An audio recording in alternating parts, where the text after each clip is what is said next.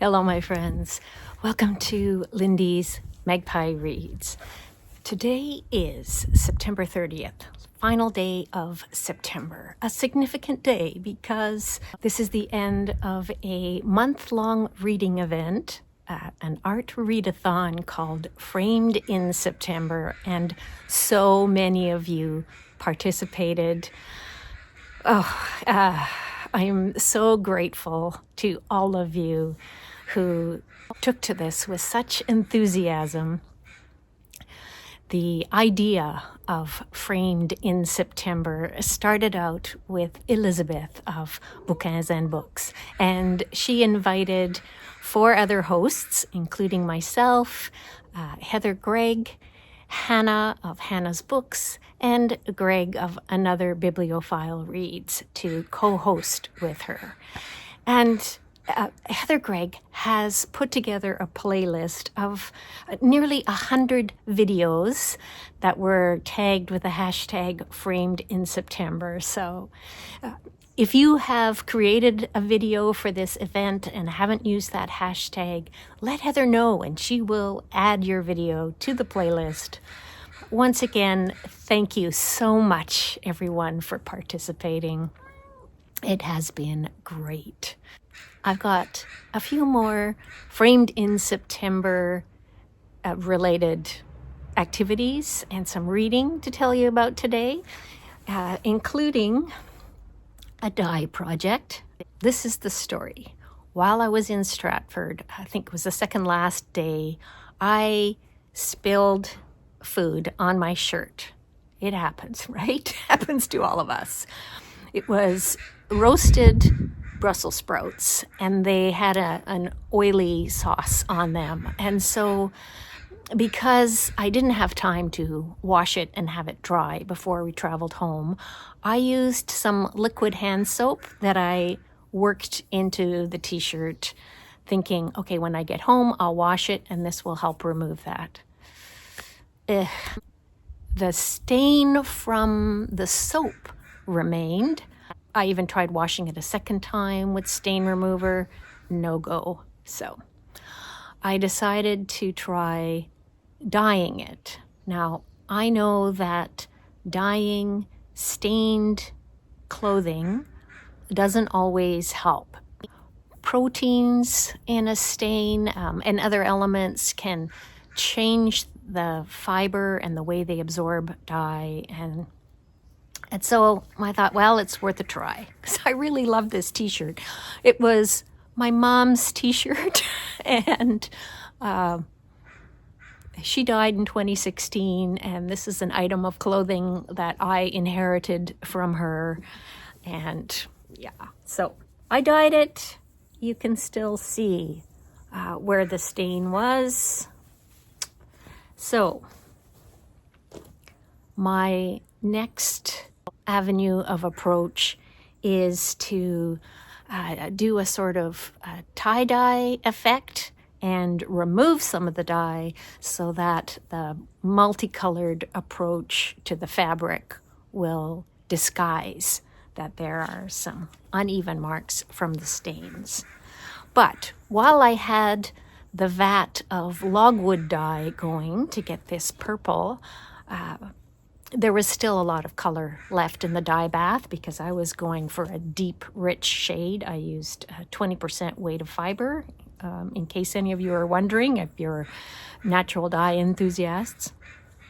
Anyway, I had a bandana that already was prepped and ready for dyeing. So I put that in, and I'm really happy with the results of the bandana.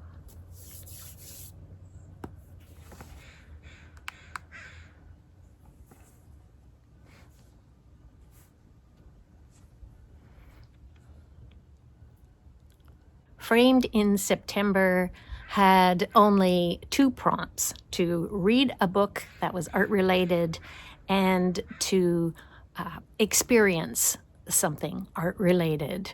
And making something, creating something was a bonus prompt. Well, on Friday, I went to a Phang concert. I experienced some art. Phang is a Canadian queer musician that I have been a huge fan of since I was in my 20s. And it was so great to hear her again live. It was a small venue, held 170 people. I think there might have been 6 men there in total in the sold-out event. Yeah, it was great. Sometimes it takes a lot to get us out of the house to an evening event, but it was so worth it. And yesterday, my sweetie and I went to the Greater Victoria Art Gallery, so another art experience. So there was a special event going on at the art gallery. The drum maker, Virgil Sampson, was there demonstrating how he makes a skin drum. And that was so interesting. He also shared teachings. He answered a question about wearing the orange shirt that recognizes that every child matters, because September 30th, so today, is actually Orange Shirt Day. So I've got my orange shirt pin on. It's also a national holiday. It's the National Day for Truth and Reconciliation, which recognizes the harm that was caused to Indigenous families and communities by the residential school system. So many children were taken away from their families, and their connection to their culture was broken, and we are still living with the repercussions here in this country.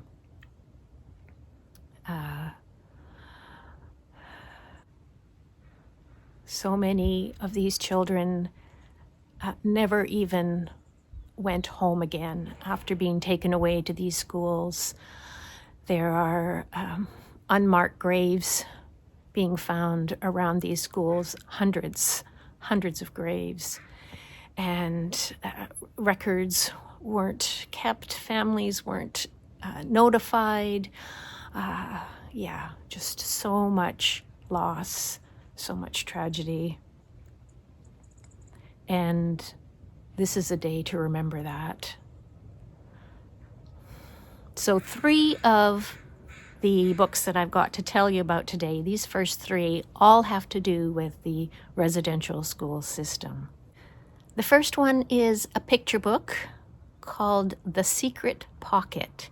It's by Peggy Janicki with illustrations by Carrielynn Victor. This is a true story. Peggy Janicki's mother, Mary, went to residential school. She was taken away at age 4. She was too young even for kindergarten, and so while classes were going on, she just wandered the halls, she said, until the next year when she was able to attend classes. Carrielynn Victor's illustrations are really colorful when they show Mary's home situation, and they get gray muted tones as we see scenes in the boarding school where the girls were starving, and her older sister, Mary's older sister, showed her how to eat toothpaste to help fill her stomach. These children were so resourceful, they sewed pockets into the petticoats under their dresses so that they could smuggle food and eat it in secret at night. So in the final scene, Mary says, "Now, as a great-grandmother, I look back at this time and see what sweet little geniuses we were. In the full face of genocide and cruelty, We secured our family's path for generations to come. We sewed our survival into every stitch. We come from a strong line of artists and geniuses, so we stitch with easy skill. We were geniuses. We are geniuses. We will always be geniuses. There's a glossary at the back and an author's note talking about her mother's story and why she's sharing it. And this picture book is suitable for young people ages 6 all the way up to 12. Next, I want to tell you about Buffalo Dreamer by Violet Duncan. This is a very short novel, only 100 pages, and the author, Violet Duncan, is from Carrielynn Cree Nation.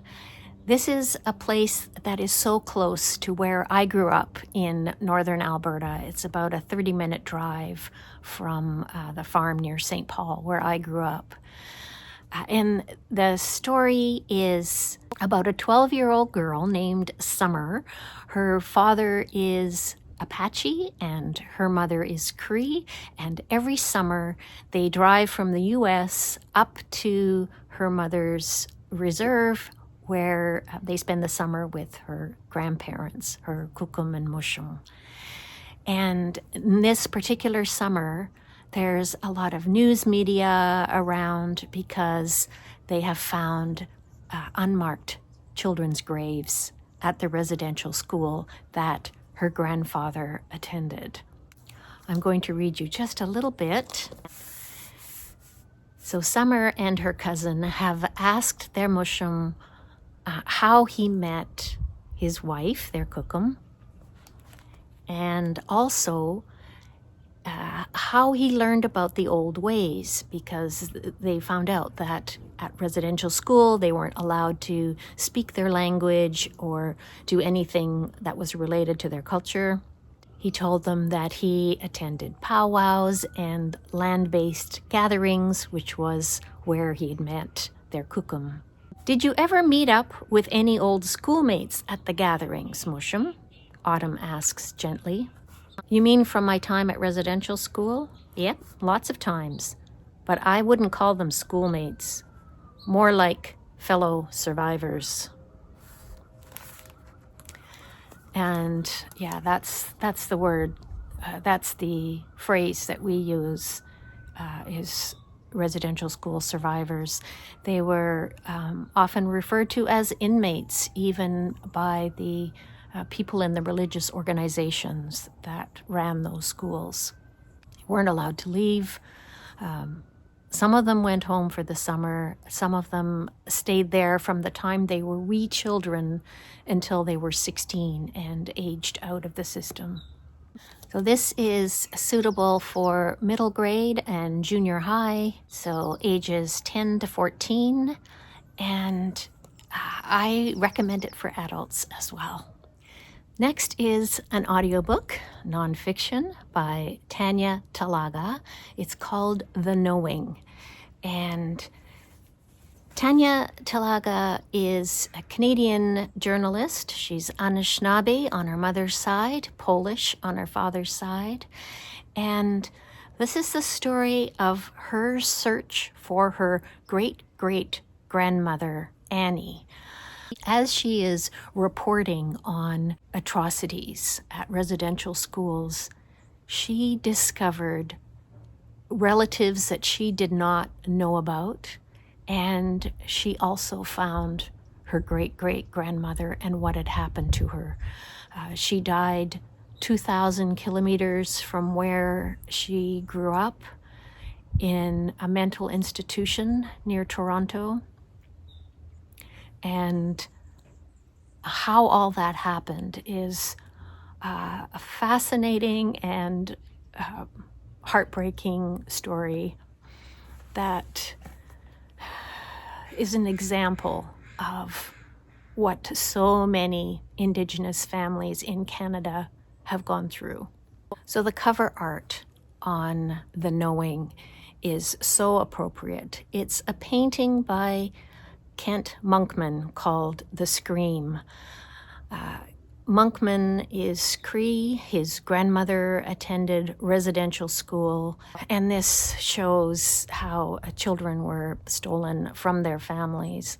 I'm going to link a conversation that Tanya Talaga had with Matea Roach on CBC's book program called Bookends. And so you'll find a link in the description box below for that. There's also a documentary series that goes with this book. So much information about residential schools that it's really well done, and I highly recommend if you want to know more about residential schools, look for this.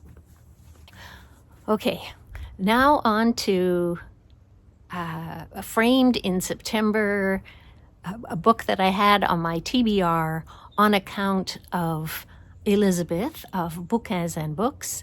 It was one of her top 10 Canadian books of the 21st century. So this was submitted as part of a project that Jolene, a bookworm adventure girl, and I did, looking for what are the best Canadian books of the 21st century. I've talked about this on my channel before, and I've got a playlist with all of the videos related to that, so look for a link in the description down below if you want to know more about this project. So the book that I'm talking about is The Cello Suites, J.S. Bach, Pablo Casals, and the Search for a Baroque Masterpiece. It's by Eric Siblin. And it received 2 votes, so Elizabeth wasn't the only person who voted for it. And I don't think I would have picked it up if I hadn't heard about it through Elizabeth. And I really enjoyed it. Now, it did take me almost 6 weeks to get through it. It's a history book, so about the life of Johann Sebastian Bach and his descendants, and the writing of the cello suites, and why they were not considered popular, why they weren't played except by cellists who considered it work for practice on their instrument, until Pablo Casals, the cellist Pablo Casals, who was Catalonian, and how he made these suites famous. So that is a whole interesting story about him. And then also Eric Siblin's experience with music. He was a music journalist for, I think, 10 years until he got pretty tired of covering pop music. But the way that he writes about music just really brings it to life. It made me want to listen to the cello suites, which I did. I got a CD from the library. These were done by Yo-Yo Ma. And it was quite a rich experience. But maybe hearing a little bit of Eric Siblin's words will give you an idea about the lively way that he has of writing about these suites. So Siblin shares an anecdote about how at a dinner party, the hostess asked him to put some music on, and then gave him heck for putting on funeral music when he chose the cello suites. He writes, "If the music has often been employed for sad occasions, it is in large part explained by the dark, moody tones of the cello, plus the fact that the Bach suites require one lonely instrument. Yet the cello is the instrument that most closely resembles the human voice. It is capable of more than just doom and gloom. The Bach suites, most of which are written in major keys, have their fair share of upbeat merrymaking, devil-may-care attitude, and ecstatic abandon. The roots of the music are in dance. Most of the movements are in fact old European dances, and dancers have been quick to choreograph the suites. Well, there was something really uplifting about this book. If you are interested in history and lives of people who have come before us, I think you will like this too. It's like there's something for everyone in this book. Next, I have a graphic novel called Erased, an actor of color's journey through the heyday of Hollywood. It's by Lu Hui Phang and Hugues Micol. They both live in France, and this book was translated by Edward Gauvin into English. Lu Hui Phang is the daughter of a Chinese father and a Vietnamese mother. She was born in Laos, but she grew up in France. So for Framed in September, this one covers the category of cinematic arts. It's written as if it was a real biography, and it has a very interesting texture of what's fiction and what's nonfiction, because a lot of real people are included in it. Actors like Lena Horne and Lana Turner and John Wayne, people like that. It's about racism during the golden age of Hollywood. So it's a purported biography of Maximus Wilde.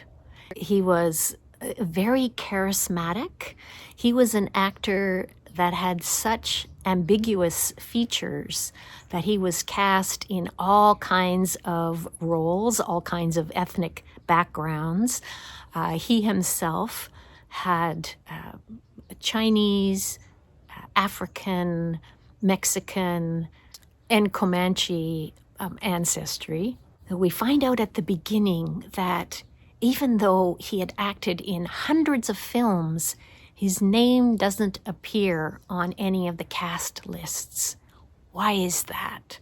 So there's a mystery element to this novel as well. Micol's art is, it's all in black and white, very striking, often a kind of surreal, and this is a very engaging, thought-provoking book. And my next book is also thought-provoking. It's Creation Lake by Rachel Kushner.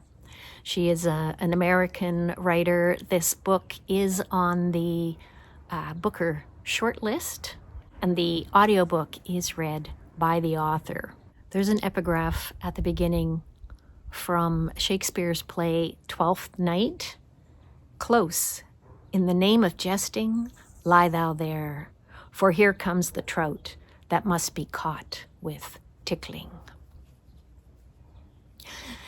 I'm going to be talking about Twelfth Night by the end of this video. I'm going to get to that again, because that was one of the plays that I saw when I was in Stratford.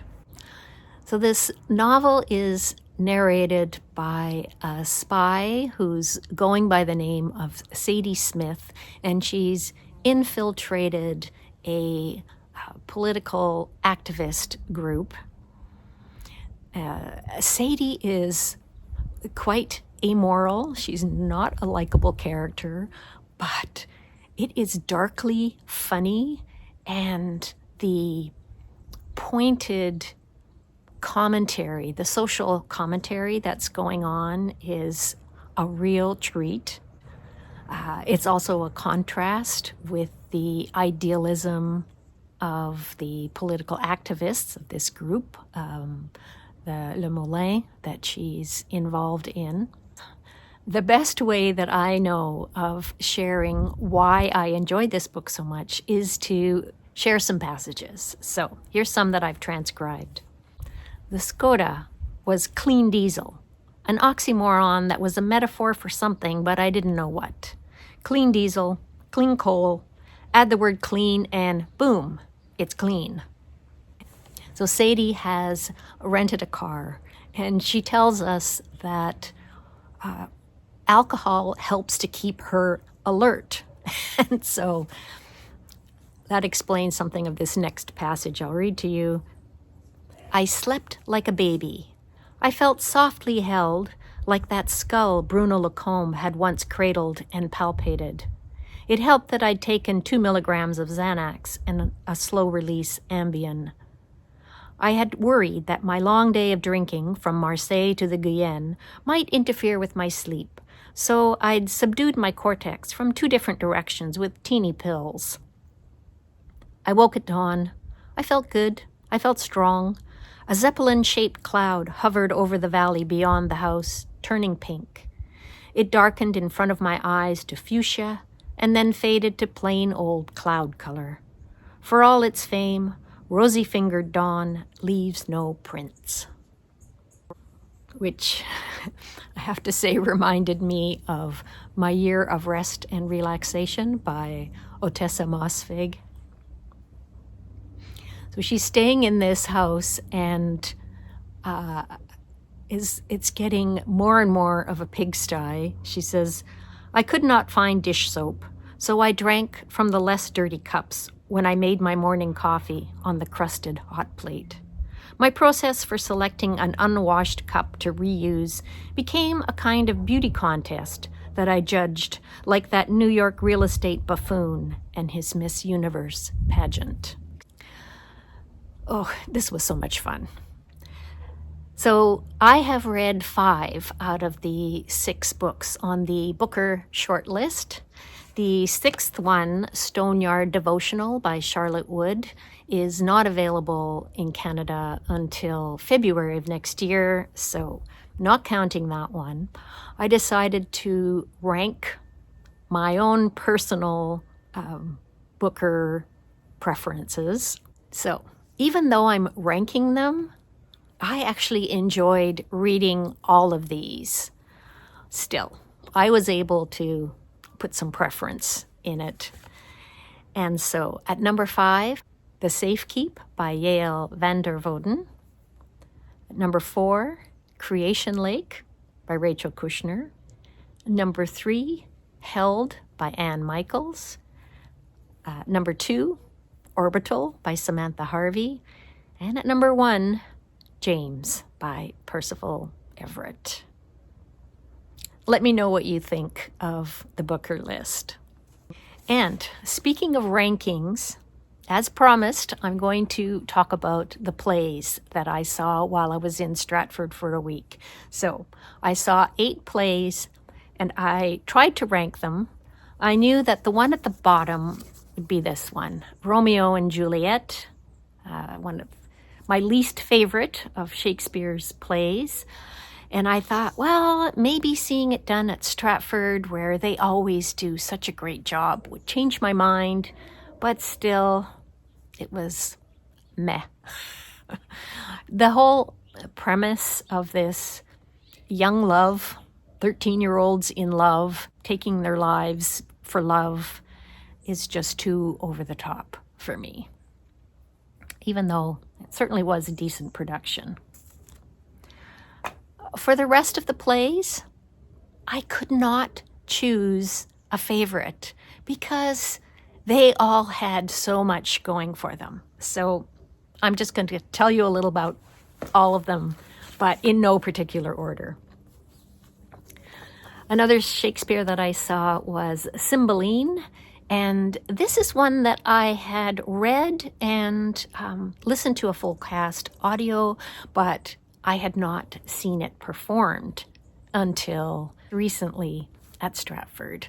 And what I remember about my reaction to it when I first read it is that Imogen is the only likable character, really, and she's in love with an idiot. But the production at Stratford was very enjoyable.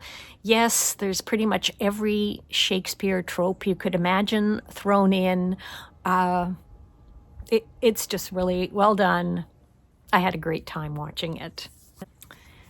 And then there's Twelfth Night.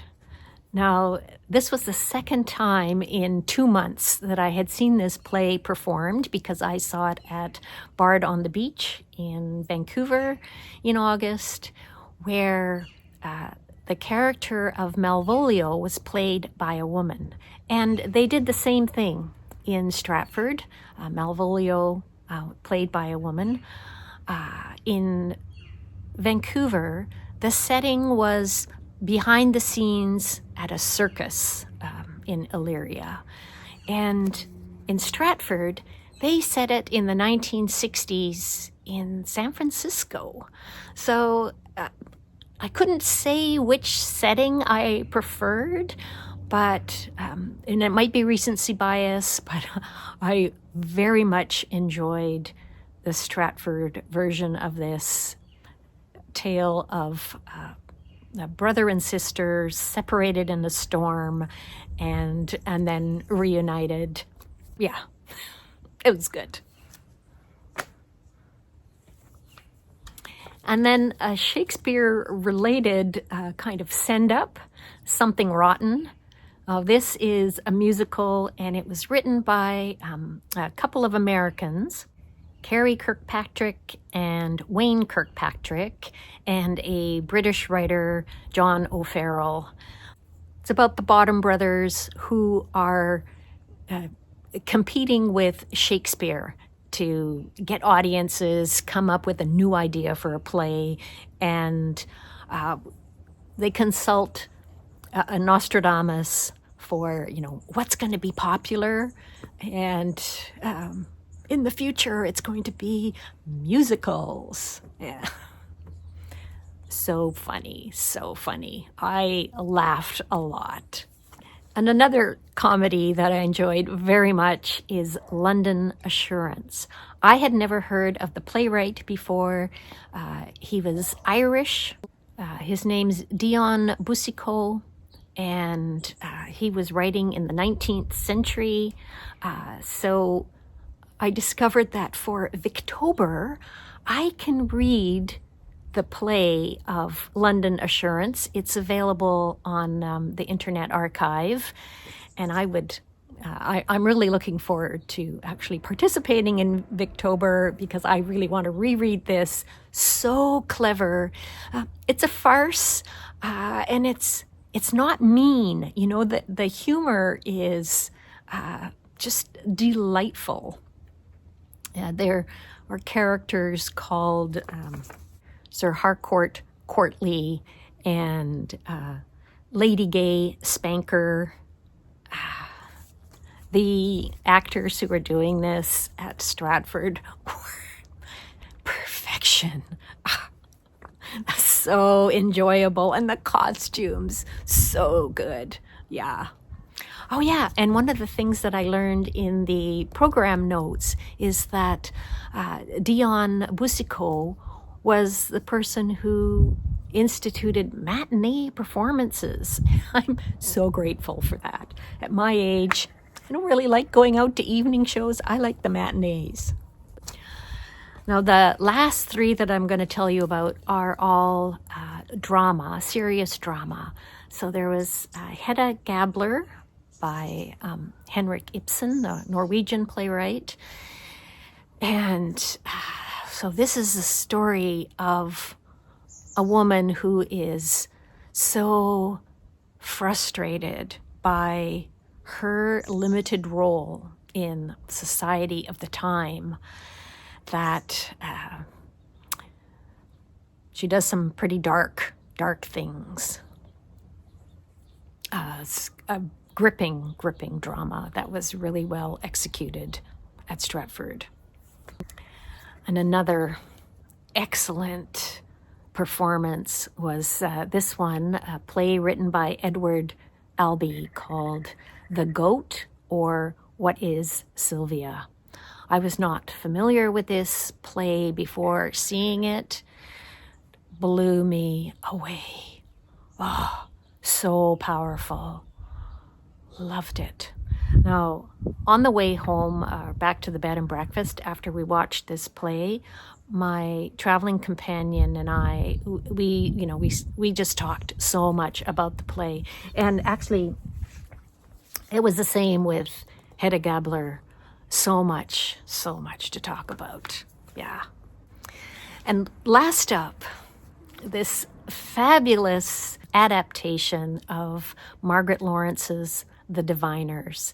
So the playwright who adapted this is Vern Thiessen. Well, actually, he did it together with an Indigenous dramaturge and playwright, Yvette Nolan.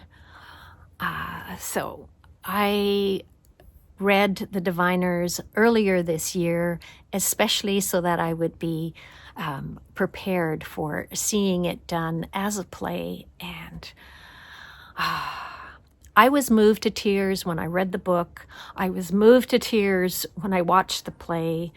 It's the story of a mother and daughter. It's the story of Métis people in Canada and how Indigenous people haven't been treated well. Even if you don't get a chance to see the play, do look for the book. It's a magnificent classic of Canadian literature. And that is all that I've got for you today. So I just want to thank you so much for watching. I really appreciate hearing from you, so please do say hello in the comments down below or leave me an emoji, whatever. Thanks again. I'll see you all soon. Bye for now.